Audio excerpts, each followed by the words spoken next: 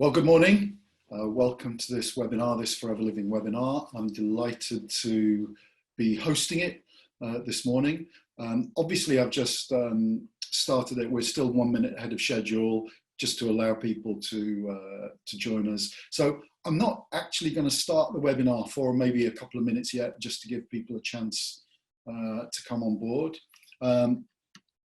I can see already, though, that we have over 100 participants, which is great. It's always great to know that you're, when you're speaking on one of these things, that you're not just alone in a room talking to yourself, that there are people actually engaged and listening. So good morning to you.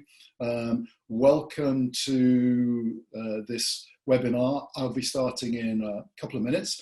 I've got a tiny little bit of hay fever this morning, which I very rarely get, so I don't know what's brought that on, but if I'm coughing and spluttering, I'm sure you'll understand, and forgive me for it. I do hope you will. Those of you that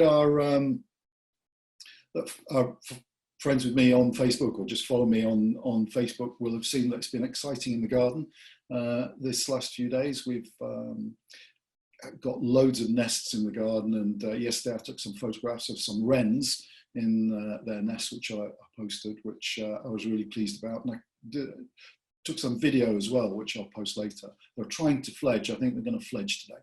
So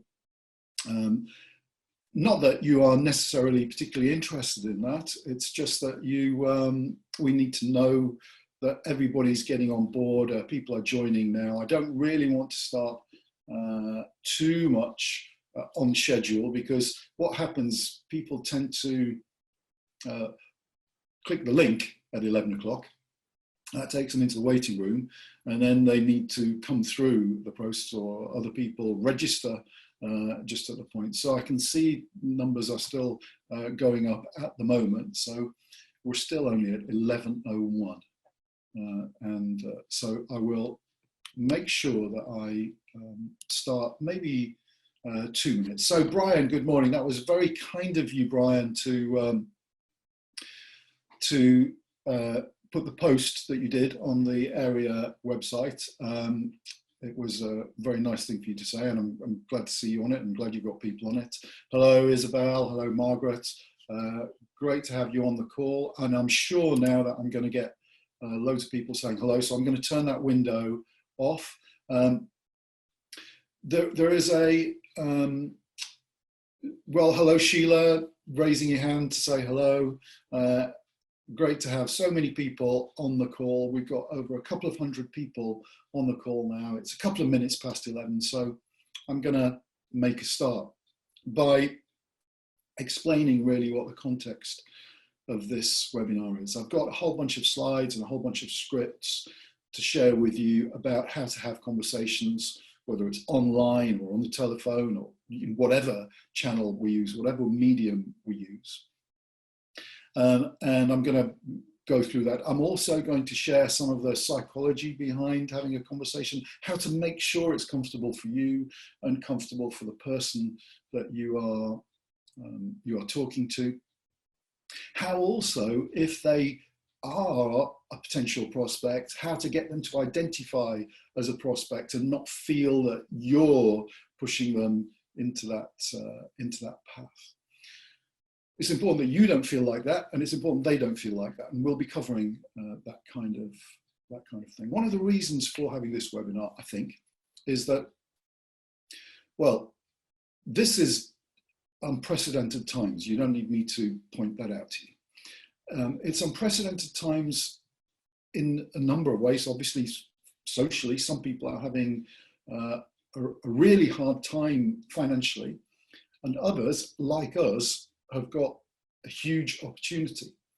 And one of the challenges of reaching out to people, I think, in these circumstances, when we know we've got a brilliant opportunity, and I don't know about your business, but my business has grown significantly during this pandemic crisis, and it's just become so much more comfortable, and doing everything from home is a joy to do. So the business has been seamless in many ways in the way that it's moved forward, and we have this opportunity for people, and there are going to be hundreds of thousands, millions of people who need this kind of opportunity, either as an extra income opportunity to help make ends meet, or as a, look, I don't want to go back to the life that I had before opportunity, I need to make some changes.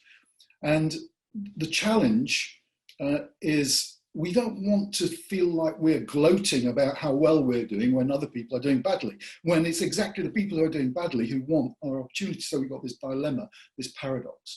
And what I want to do during this webinar is give you some pointers on how we can approach people who are having a less good time than we are, and help them. And the approach that we have will feel good to them and good to you. So I'm going to share my screen. So you just got to bear with me for one moment while I do this. Share screen. Okay, Sam, if you're listening to this, it says I'm now an attendee, so I can't share my screen. So you need to make me a panelist again, which I rather hope you will have done now. You have, well done, thank you. So I'm going to share my desktop.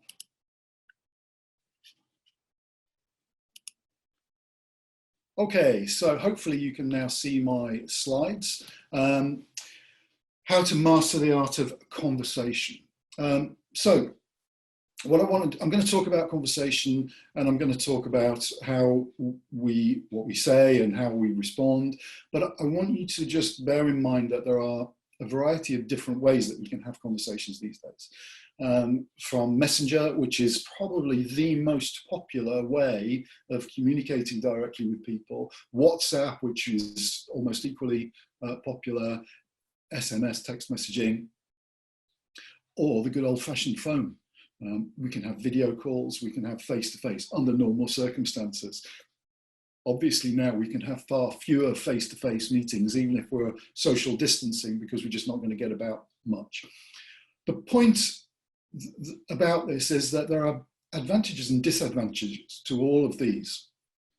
And I want to explain why there are advantages and understand some of the psychology behind it so that you can make good choices. So it's easier to start a conversation on Messenger or WhatsApp or text. But it's not very effective to continue having an in-depth conversation using these. We need to be able to speak to each other, hear each other's voice. And because we hear a lot of the emotional response, the emotional understanding when we do that with people. So it's just important, even if we start in Messenger or WhatsApp or SMS, to know that at some stage, if it's going to develop into a prospecting conversation, that we will need to move to either a phone or a video call. And I'm going to explain why that is. There was some studies done, years ago, in the 50s, about how much people remembered from a conversation and how much the material was recalled if you follow a speaker or something like that. And if they found that 7% of the impact of a conversation came from words. So if it was just words only, which it is in text and SMS and WhatsApp, then they're only going to take in 7%. Their attention is going to be limited because they're only taking in 7%. If they have the voice as well, then there's an additional 38%. So it grew to 45% attention in that. And this is because of the voice tone. It just keeps people engaged more. But if they could see you as well, body movements, the facial expressions, hand movements, then an additional 55%. So in order to get 100% engagement with your person, they need to be able to see your face. And that doesn't happen through text messages. They need to be able to hear your voice. That doesn't happen through text messages. So Although I'm not suggesting you initiate conversations on Zoom or Skype or Facebook Messenger video call, I want you to be aware that at some stage you're going to need to say, if they're looking like a prospect, we're going to say, I need to jump on a call. Let's jump on a call and I'll show you what it's all about. The trouble with sending text-based messages is that there can be a huge difference between with what you meant to say and what you actually said, or what they think you said, or what they actually heard, what they think you meant. I don't know if you've ever had an email or something late at night or a text message and misinterpreted it and got angry only to discover that's not what they meant in the first place. Or even worse, you've sent one and somebody's totally misunderstood it. So the thing is that it doesn't matter how clumsy we are with our voices, with our words, if they can hear our voice. And it doesn't matter really if we're a bit clumsy with getting the wrong words out, as I just did then, if they can see our face. Because the person that we're talking to will interpret our intention from our tone of voice. And so if we stumble a little bit, it doesn't matter. But if we stumble using text-based, it's all there is. So how do we start a conversation with somebody, whether it be on Messenger or on the phone or anything, face-to-face, back in real life, anything? Well, we ask a question about something that we've got in common. And it could be the weather. That's quite a typical English thing to do, British thing to do, is to start a conversation with a comment or a question about the weather. Lovely day today, isn't it? And the reason is because that's what you've got in common, the weather. You're both living in that environment. So this is the best way to start a conversation. But in this current situation, we have a great way because we are all in the same situation. So the question I would say, start a conversation with is, how are you getting on in the current situation? That's it. Or something like, hi John, how are you doing? Hope all's okay for you with the current situation. So it doesn't matter how frequent it is, how long ago it was that you spoke to somebody, as long as you've got something to say that you've got in common, so you're on common ground, so you're beginning conversation as equals. That's important to people for them to feel comfortable. So once they respond to you, and it doesn't really matter whatever they say, what we're going to do is ask them some questions about this, the follow-on questions. We're going to give them the spotlight. And asking questions and listening attentively to the answers is a really important skill, because it's important that the person we're talking to feels that we are honoring them by giving them space, giving them a little bit of time. This is all unconscious that they are recognizing this, but they will enjoy the conversation with us more if we are showing them this kind of respect. So you do not have to try to be interesting. Excuse me. You do not have to think of things to say. You just need to have a few questions, and I'm going to share the structure of what I do with you over the next few minutes. Just ask questions that flow normally, let them do the talking. If you are interested, they will find it interesting.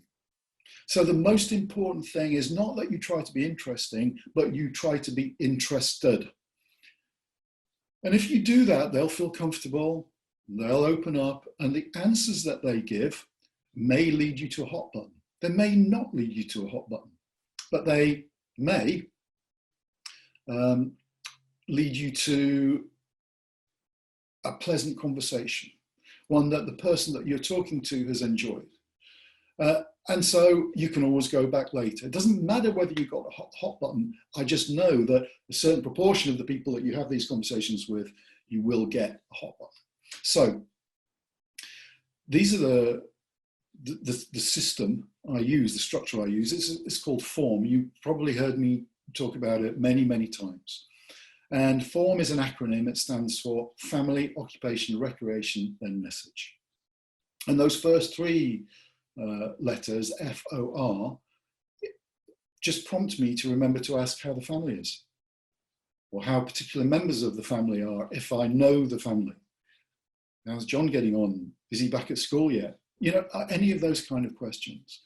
And then occupation. Well, under the current circumstances, when they've talked about family, you can say, is it affecting your work? You know, we don't know. They could be on furlough, or they could be doing fine. We just don't know. We ask, we get them, give them a chance to talk about it. If you don't know somebody very well, by the way, you can reverse the order of those first two things. So you can ask them about their work situation first, and then ask them about the family. Do you know, have you got kids? Are you homeschooling? These kind of questions. And the R stands for recreation. Now that would be their normal hobby. So if one of their hobbies golf, for example, you could ask them if they've started playing golf again now that they're allowed to, or if they are planning to, or if they're managing to get any exercise or anything like that. See what they say. And at the very least, you're having a pleasant conversation with somebody who's going to enjoy it, and you're going to enjoy it. This could be all on Messenger, by the way. Or you could have said, if they're the kind of person who likes speaking face-to-face, you could have a Zoom call or a Facebook Messenger video call. And if they've given you some reason that you think our business could help them, so it might be that, you know, they're looking for extra income, or they want to make a change afterwards because they've quite enjoyed having the time at home. So we've found a hot button from them, and we need to press it. And it's really simple. I think I might be able to help you with that. This could be on Messenger, or it could be on a video call. I think I might be able to help you with that. And if you need to refer to it then. I'd love to show you what we do. So it's really important at this stage not to actually dive into a presentation until they've asked to move on to the next stage. I'd love to show you what we do, and if they respond by saying something, oh, I don't think I could do it, so I don't know if it's for you, obviously only you can decide that, but I'm sure it could help you with the thing that they need help with. Now, as we are moving through this conversation, the more in depth it gets, the more important the channel is. So at this stage, at the very latest, it's important to move from text to voice or video. So that is, it could be a WhatsApp call, or a Facebook Messenger call, or a telephone call, or a even better video call, WhatsApp, Facebook, or a Zoom call. My advice is, if you're talking on Facebook Messenger already, have a Facebook Messenger video call. If you're talking on WhatsApp already, have a WhatsApp video call. If you've got to have Zoom, then fine, go to Zoom, or Skype, or whatever it is you use. Any of those things are fine. But if you're already in Messenger, it's really quick to do a video call. The important thing is to know that we are engaging with them with all of our communication tools, which is the tone of voice, the face, our expressions, as well as the words that we're using. And also, it's just a lot easier to talk to people than it is to constantly type messages and worry about spelling and all that kind of stuff. If they ask you, what is it? This is how I handle what is it? And you might want to do a screen grab of this. I will post these, by the way, so that you've got the scripts. What is it? The company's called Forever. Have you heard of them? Listen to what they say. They might have heard of us. I find about 80% of people haven't heard of us still. 20% of people say they have. About half of those, when you say, what do you know about it? They don't know anything. They just said yes, so that they thought it was the answer you wanted. Obviously, if these people know you already, then they will have heard about it because they'll know that you do it, and that's okay too. Company's called Forever. You've obviously heard I do that, haven't you? If you know them. So yeah, no, whatever they say. So they're an unusual company in that they don't have employees, they have partners, which means that you can choose your own hours, work from wherever you like, even set your own level of income. These are the benefits. There's 3 bullet points there, but I've done it as a little sentence. They are the 3 benefits to the person you're talking to. And then we can say, which is why I believe it'd be able to help you with whatever it is they need help with. And then we're going to talk about briefly 3 features of the company, just to give it a bit of status. It's really important to differentiate between benefits and features. Features are about the company, the benefits are about what's in it for them. So they're in the health and wellbeing market, 40-year-old multi-million-pound global company. We could hop on a quick video call and I can show you what it's all about. And at that time, you schedule a call and you do a one-to-one.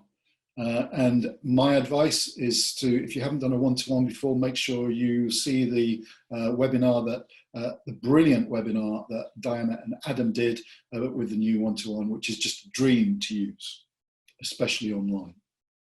In fact, I've never done a live one because it came out and I was doing everything online after that. So I'm sure it's fine face-to-face too, but I think it's going to be a while before we're doing face-to-face one-to-ones.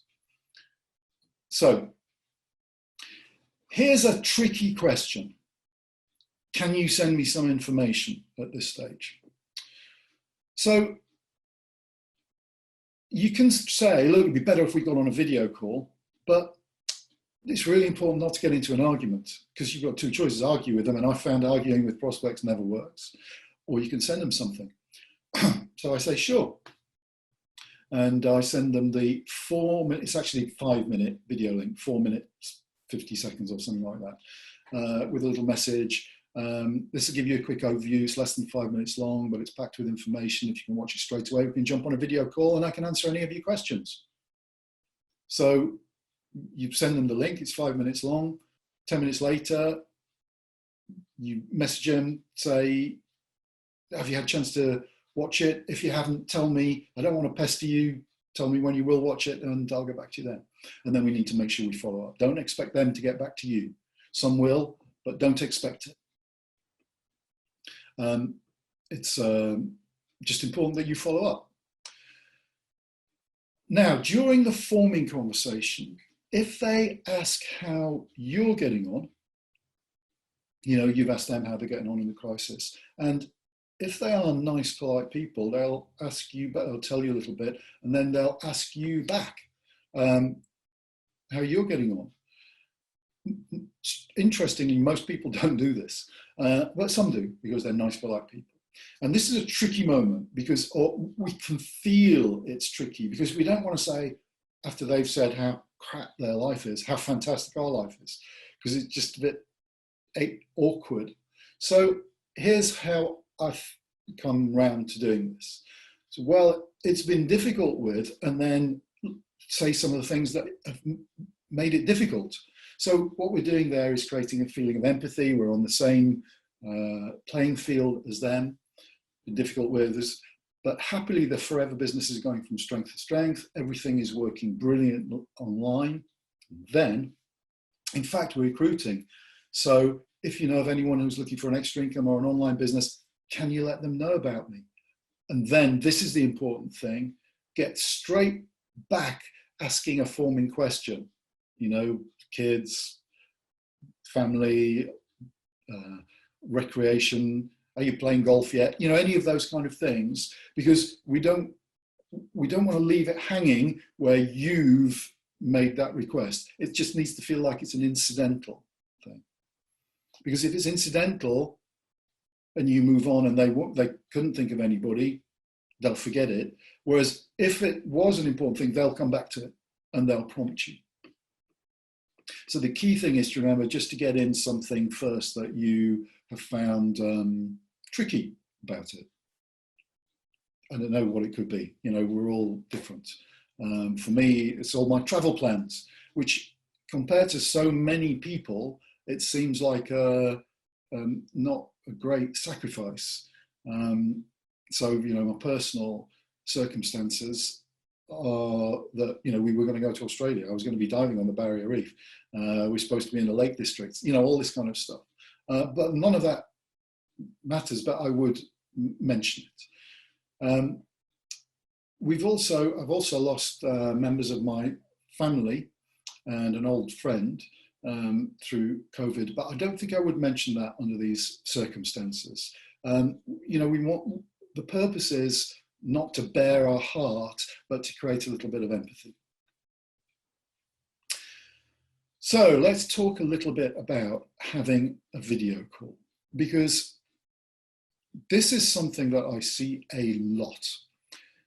Do you remember the slide with the pie chart a little while ago? 55% of the effectiveness of communication came from the face and body language. And yet I see so many people on video calls where there's a bright light somewhere behind them and you can't see their face. That is a big, big mistake, because you need them to see what's going on in your face, because as human beings, we've evolved to interpret somebody's intention from what's happening in the muscles on their face. That's how we can tell if people are lying or shady. It's just these little muscles. In fact, it's the muscles between our eyes, just above our eyes, and just below our lips. And all of these muscles, of which we have more than any other animal, these facial muscles, they've all developed in order to communicate these things, because we are social animals. And we have developed instinctively to be able to read people's intentions through their facial expression. I could spend a lot of time talking about this and how a lot of work has been done on this over time, but for the time being, let's just recognize that the face is such an important part of communication, more important in many ways than the words that we are using. People say you can't say the wrong thing to the right prospect, and that's true as long as you say it in the right way with the right intention. The other thing is have your camera raised. If you're doing it on your phone, don't have it on your lap, because that is a very unflattering view. Or an iPad. Prop it up on something. Get some books, prop it up, get the camera at eye level or almost at eye level. Make sure you smile. Remember, they can see you. So put a comb through your hair before you start. Smile. Be attentive with them. One of the big problems of doing video calls is notifications come up all the time, and it's really tempting just to answer that. Well, if you look away, if I just even while you're talking, I just start to go, and then you see my thumbs going and I'm answering a message, I'm not being attentive. How does that make you feel? Be very cautious of that. You can kill a prospecting conversation stone dead by not being 100% attentive on your prospect in this moment. Try to reduce background noise, other distractions. In my office here, just before we started, I had a fly flying around, and you have no idea how loud a fly sounds when it's flying until you're about to start a video call like this. So I'm not saying that would be a normal thing, but any other background noise, shut the door, make sure the radio's off, make sure the TV's off, these kind of things. And as I was saying in the be attentive bullet point, be present with your person. In this moment, they are the most important person that you are engaged with. So no multitasking, no trying to do other things. Make sure that you're engaged with them. So here are a couple of quotations. The greatest compliment ever paid to me was when one asked me what I thought and attended my answer. It's obviously 19th century language, because Henry Thoreau was that kind of person. He lived at that time. Most people don't listen with the intent to understand, they listen with the intent to reply. This is Stephen Covey. If you've never read 7 Habits of Highly Effective People, I would strongly recommend that you read that. It's one of the most important books on how to communicate and how to get on people ever written. So this is why I use forming, because it means that because I know in the back of my mind what kind of thing I'm going to be saying next, because it's going to be in the form structure. I don't need to think about what I'm going to say next. I can think about what they're saying and how I can respond to that and how I can respond in an empathetic way. Alan Pease talks about non-verbal encouragers. And on a video call, it's just nodding, but nodding with a smile, not trying to nod while you're doing your text messaging. Nodding, nice smile. Comment, just little noises like that. They're straight from Alan Pease and incredibly effective. We can use them on the phone as well, but we can't do those kind of things on text-based messages, which is another reason that we need to move it on. Here are some lessons that I learned via Sharon Bott, in fact, from deaf people. So when deaf people are communicating, they maintain eye contact all the time. They stay present, they focus, they have to. Don't interrupt. Don't finish other people's sentences. One thing that irritates, in my experience, a deaf person more than anything is where you try and finish their sentence because you're getting impatient. That's not a very nice way to be with people. So let's not do it with other people too. We need to be direct in our communication, clear and straightforward. And if you don't understand what somebody's saying, just ask. So ignore, remove distractions, and be prepared to be expressive with your face. And practice it. It's important. And learn to notice the small things about them. Learn to notice the little, gamblers call them tells. It's just a tiny little increase in somebody's, the wrinkle in somebody's eye when they wince slightly about something.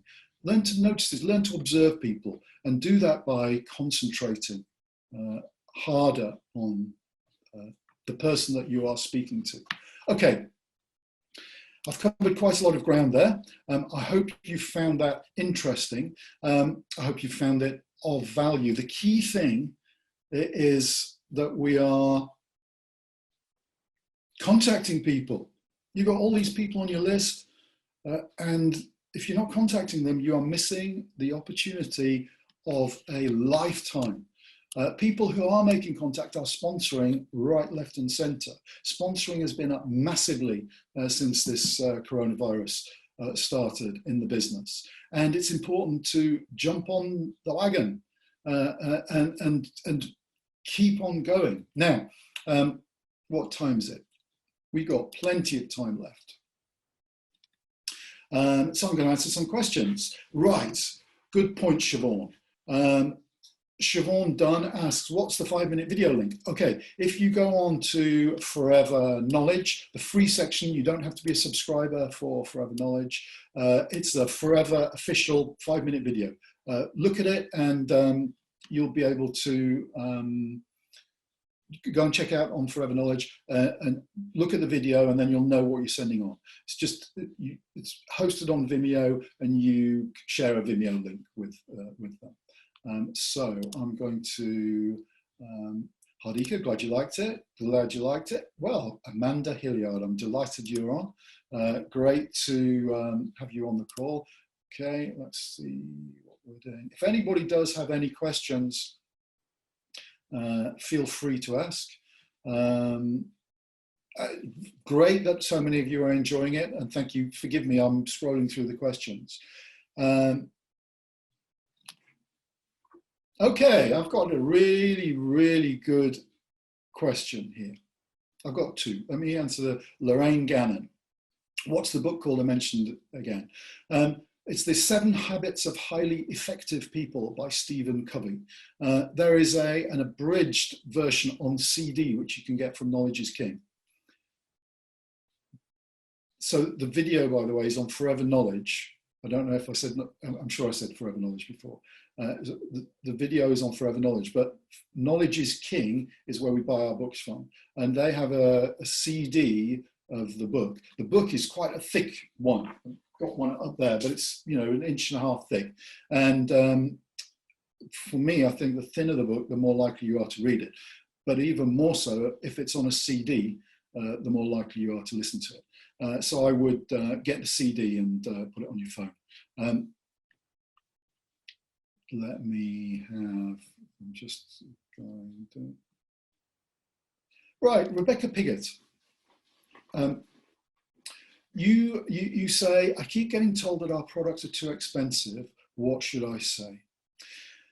I think that that is not about the products. It's about the way that you are approaching people. So I want to ask you today to stop selling, start solving. So find somebody with a problem that needs solving and show them how our products can help to solve that.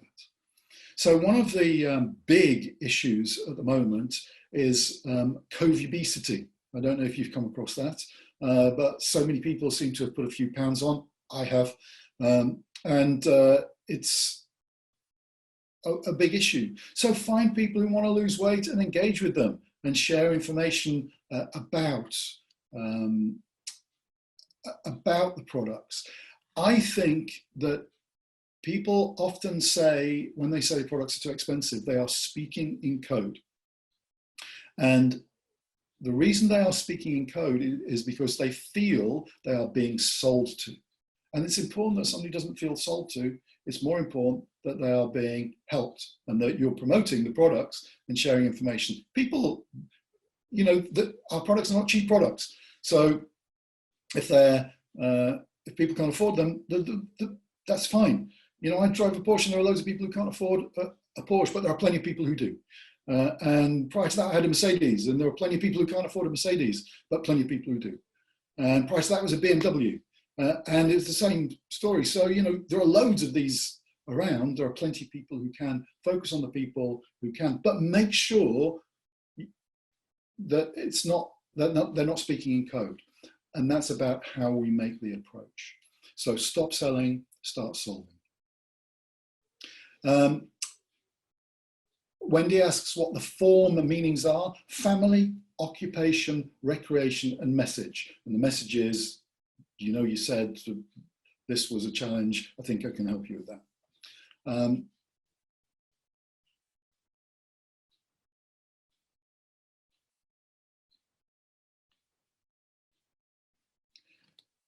Okay, Hardika asks an interesting question. Would you ever say to somebody, this is how much you need to retail in a year to access this benefits? It depends at what stage you are in the process. During the one-to-one, yes. Before the one-to-one, no. It's important that they want to find out more before you start giving them details. Otherwise, it just feels that you are selling to them. And what we need to do is have them, from a psychological standpoint, that we are helping them to discover an opportunity. Okay, Shakti says a very valid question. How do I adapt this opportunity for approaching my friend who's totally deaf and does text only, no verbal communication unless face to face? Well, two things. One is you're going to have to do a one-to-one, and you're going to have to do it on a video call, and that is effectively face-to-face. But obviously, you will introduce that on the text-based messenger, just like you would with anybody else. We're doing a one-to-one, you're sharing slides, which you've got information on, and you've got your face as well, so you can communicate in that way. I know it's challenging, but it's totally possible. There are many, many deaf people making a success of our business. Okay, hi Andy, how do you deal with someone who's ignored a first message? When's the right time to send them a second message? I don't know. You know, it's one of the dilemmas. Definitely not within, 12 minutes. Probably not the next day. I would be going through my list. I don't know how many friends you've got, 100 friends, 200, 300, I don't know. How long is it going to take you to go through the message? So I would be going through my list and then going back to the people who didn't get back to you. It could be that they're rude. It could be that they've got so much on their plate they just couldn't engage. You imagine if somebody's at home with 3 kids homeschooling in a flat and they get a message, how are you doing? And they just think, I can't take this.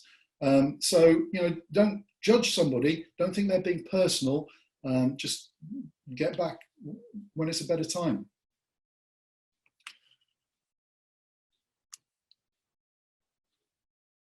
Okay, Vida, I hope that I've pronounced your name right.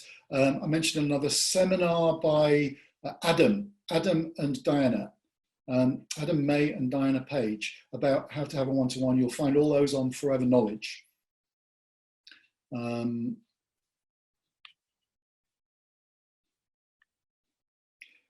Is it possible to share a video of a one-to-one? Okay, no. A one-to-one is not just about them. A one-to-one is having them engage with what they want out of the opportunity. So in a one-to-one, we are packaging what Forever offers into the kind of opportunity that's going to change their life. That's a personal, bespoke process.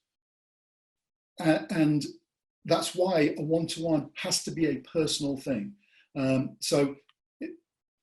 We've tried this in the past when videos first came out through the internet, and it just does not work effectively. In fact, it's about 10 times less effective as doing a personal one-to-one. Christina, any new books coming from me? Do you know, I've hardly had time to do anything, although I have got something that is on the back burner at the moment. And hopefully I'll be able to put some time to that, but probably not until the winter, because I love the outdoor life, and here I've got so much going on. I don't know if you saw the pictures of the fledgling wrens, which are just outside my office window, in fact, on my personal group, but I've been spending a lot of time doing that out in nature, in the garden. Right, let's have a look here. If a prospect says after I'm not interested, how can you respond and keep in touch with them? That's fine. They go in your not for now book. Do you keep a not for now book? I was just looking for mine, which is not here actually next to me. But I just jot the name down when I spoke to them. They're not for now because circumstances change. And you're not, if they say no, it's not for them. You take it as a no, not for now. And you say, that's fine. If you think of anybody, let them know about me. And then you change the subject. And a great way of changing the subject is, what are you doing with the rest of the day? And then that moves it on from prospecting. You need to just create the impression that that's fine. You don't really, it's sort of no consequence. You offered it and it's not for them, and that's fine. And then you keep in touch in the way that you normally would. But I would say, you need to be leaving it 3 months before you go back to somebody who's actually said no, that they're not interested. How are some other ways that people say no without actually saying no? That is a very good question. And you may have come across my CD. And on this CD, there are 3 tracks, reasons people say no, and how they say it. And since the beginning of the COVID crisis, I put this CD online for free, and you can find it on a link to it on my page. So it's called Andy Waring Voicemails and Podcasts. Find that page and you find a link to that.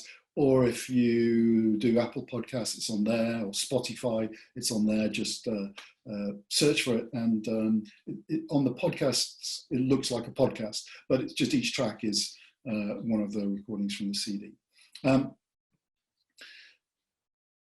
So Leslie, I hope that answered that question. Okay, you have a pleasant conversation with somebody, but when it comes to forever, they don't even come back to you. How do you handle this situation? I don't know what you mean by when it comes to forever. How far down had you gone? If you started pitching them on Messenger, then that's the mistake. And that's why, because it's really easy to ignore people on Messenger.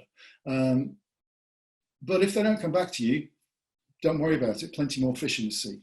I always think about if you've got a teenage son and he's just fallen in love for the very first time and with somebody, and he asks her out and she says no. And what's your advice to your teenage son? Is your advice, I know it's hard, son, but you'll get over it and there are plenty more fish in the sea? Or option two is your advice. What you need to do is stalk her, message her every day, ask her why she's not prepared to go out with you. Do you think that would be rational advice? Obviously not. In real life, we know that definitely wouldn't be the right thing to do. And yet, in our business, that's how we sometimes behave. So bear that in mind, that real life rules apply in our business too.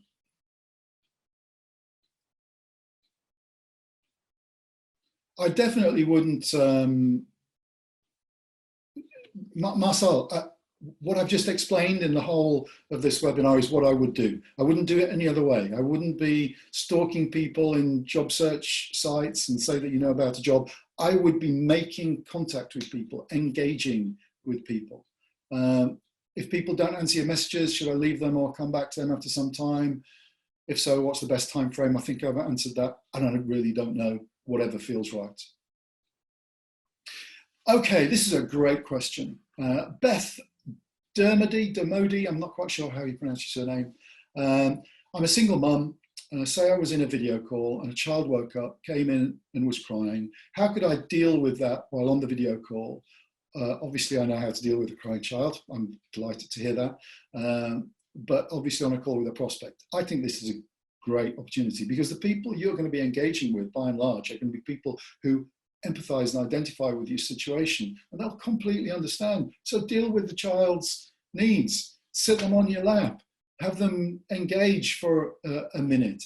It's absolutely fine. What makes our business more powerful is when one human being sees that they're engaging with another human being. And so don't worry about it. Don't be embarrassed about it. And definitely don't do, I don't know if you saw that guy on a Zoom call before all this crisis, but it was the first time this happened. He was being interviewed on TV and his toddler came through the door and he tried to push her out of frame. Don't try and do that. Acknowledge the situation, show your humanity to your child. Don't worry about it. Everybody will understand.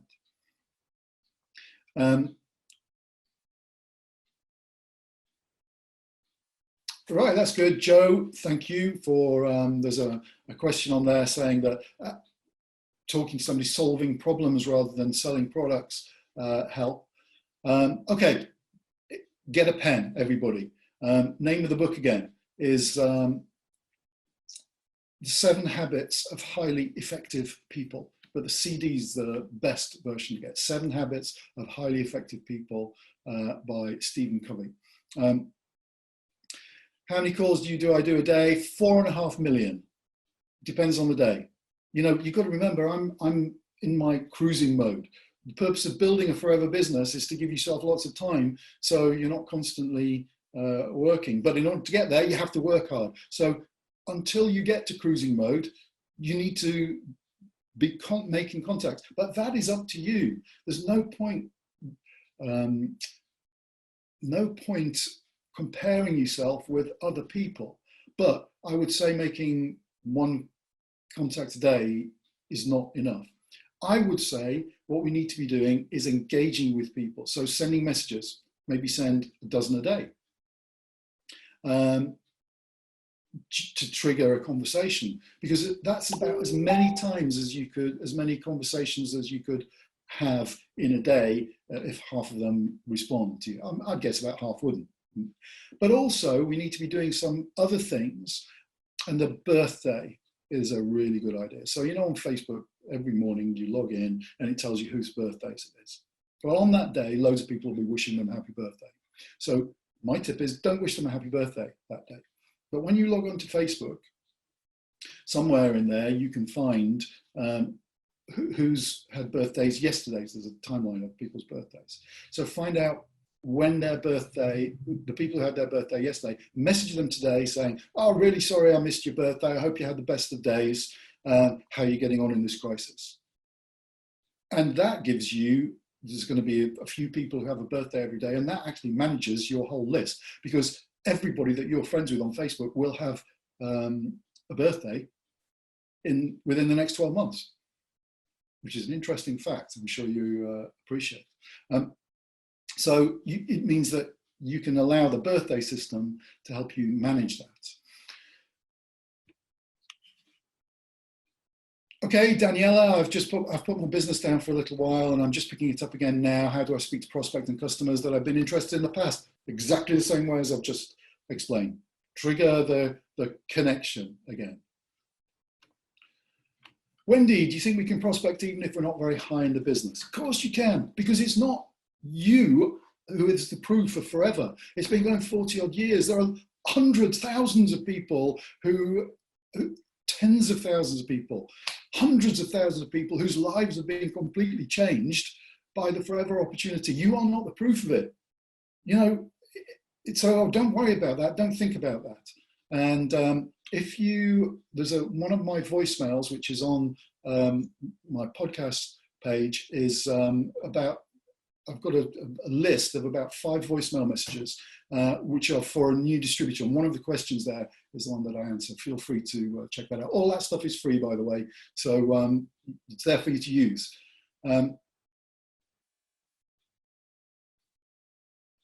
Okay, what do you do when you have invited a prospect who seemed so interested when you spoke to them after they attended the online BP or watched a 5-minute video, they don't answer your calls as messages? Move on.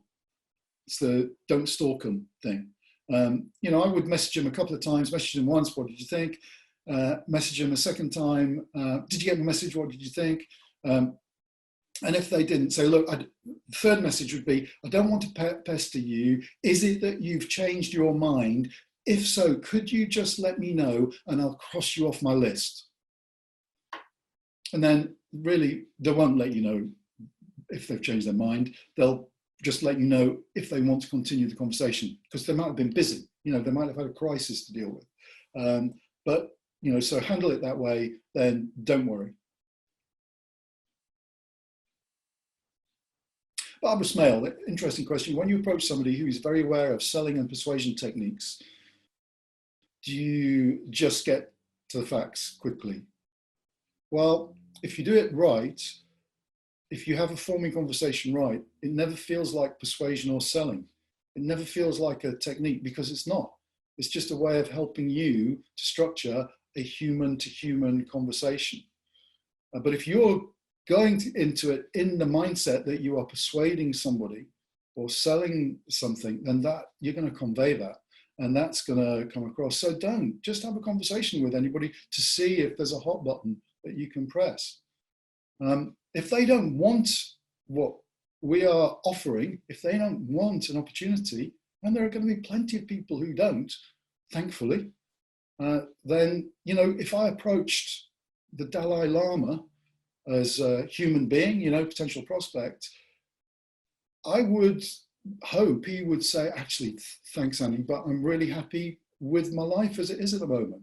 I'd be really shocked if he said, actually, you know, I've been thinking of going into something else. So, you know, some people are happy with their lives, and that's fine. Our job at this stage is not to prospect them. It's to discover if there's a hot button.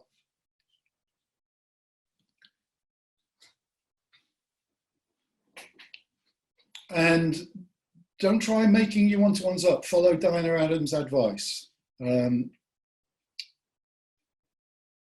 So how do you start the initial conversation about the business? Go to the one-to-one webinar, watch that. Okay, we've got this.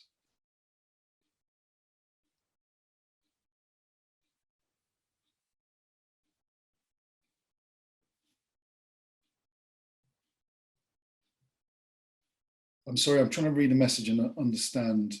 It looks like it might be that English isn't their first language. Okay. I'm not offering a job. I'm offering an opportunity to change somebody's life. So before I can talk about forever, I need to find out how their job, their life needs changing. If you are, the message says something like, I'm contacting loads and loads of people and offering them the work, I think that's the wrong way around. I think the way I've explained is the right way around. I'm delighted to see you've decided to listen to your CD again of 7 Habits of Highly Effective People. And I slipped that in for those people who missed it last time, because I'm still getting messages. Okay, Margaret Harrison says, if you're making the initial contact with a stranger, is it honest if you don't mention forever? How are you contacting a stranger? The whole thing that I've been talking about is about contacting people who you've already got some kind of connection with. And then it's about developing a connection with new people before you can talk to them. However, it could be that you want to run a recruitment drive. Say, for example, there are people that you know who are hairdressers and have been challenged.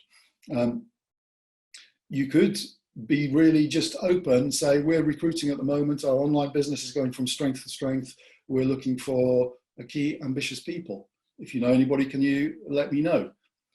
But there's no point, but you cannot start pitching to somebody before they've asked you to start pitching. Otherwise, they're just going to close down, and they're not saying no to the opportunity, they're saying no to you because of the way you've come onto them.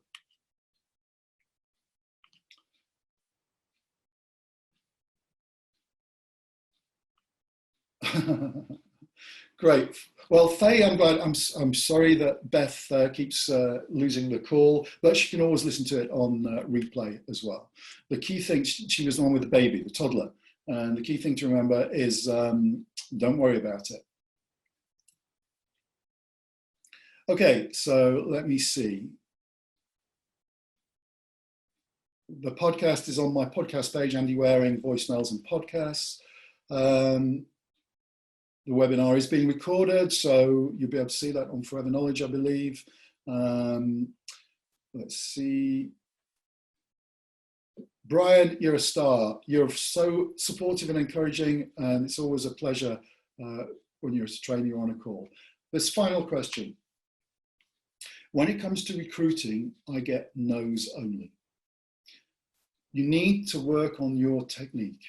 You need to work on forming conversations with people. So I would say set yourself a rule for the next week of having 10 conversations a day without prospecting people. Just practice having pleasant conversations on Messenger or wherever. Because if you are only ever getting no's, it sounds to me that it's the fact that they feel you're coming on too strong. And so what we need to do is make sure that we engage and we personalize it with them. And if you can do that, then you're going to get a lot more people coming through because the part that I've been sharing with you is about getting people to a one-to-one. We know that once you do a one-to-one in the way that the professionals do that, the way that Adam and Diana show on that video, then you're going to get a certain proportion of people coming through to go to a business presentation. You also know that,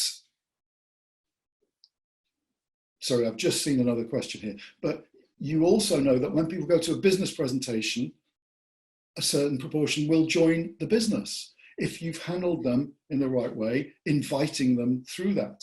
And if you've done that, then you will get people joining the business because there are people who want an opportunity. Let me tell you, whatever your personal experience is, there are hundreds and hundreds and hundreds and hundreds of people joining this business today because they've seen an opportunity for themselves. Our job is to find those who are looking for an opportunity. Mark Lawler, people keep telling me, his question, people keep telling me the business doesn't work. How do I respond to this?